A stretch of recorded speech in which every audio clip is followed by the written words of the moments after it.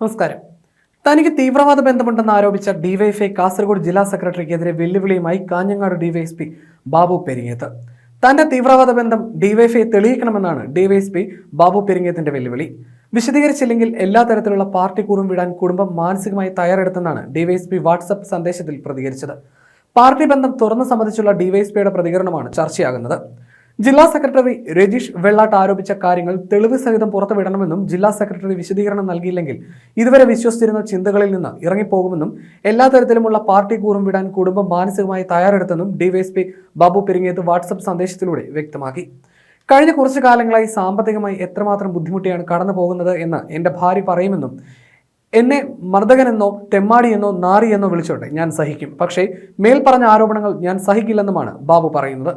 ജനുവരി 11-നുള്ളിൽ ഡിവൈഎഫ്ഐയുടെ വിശദീകരണം കിട്ടിയില്ലെങ്കിൽ ഈ നിമിഷം വരെ എതിർത്ത മറ്റൊരു ചിന്തയിലേക്ക് കുടുംബം ഉൾപ്പെടെ മാറുമെന്നാണ് കടുത്ത CPM അനുഭാവിയായ ഡിവൈഎസ്പി ബാബു പെരിങ്ങേത്ത് പറയുന്നത്. ഒരു സുഹൃത്തിനയച്ച വാട്സപ്പ് സന്ദേശമാണ് ഇപ്പോൾ പുറത്തു വന്നിരിക്കുന്നത്. ബാബു പെരിങ്ങേത്ത് തീവ്രവാദ ഗ്രൂപ്പിൽ നിന്നും പണം വാങ്ങിയെന്നായിരുന്നു ഡിവൈഎഫ്ഐ കാസർഗോഡ് ജില്ലാ സെക്രട്ടറി രജീഷ് വെള്ളാട്ട് കഴിഞ്ഞ ദിവസം ആരോപിച്ചത്. കാഞ്ഞങ്ങാട് മൻസൂർ ആശുപത്രി നഴ്സിംഗ് കോളേജ് ഹോസ്റ്റലിൽ വിദ്യാർത്ഥിനിയുടെ ആത്മഹത്യാ ശ്രമവുമായി ബന്ധപ്പെട്ട മാർച്ചിനിടയിലാണ് ഡിവൈഎഫ്ഐയുടെ ആരോപണം.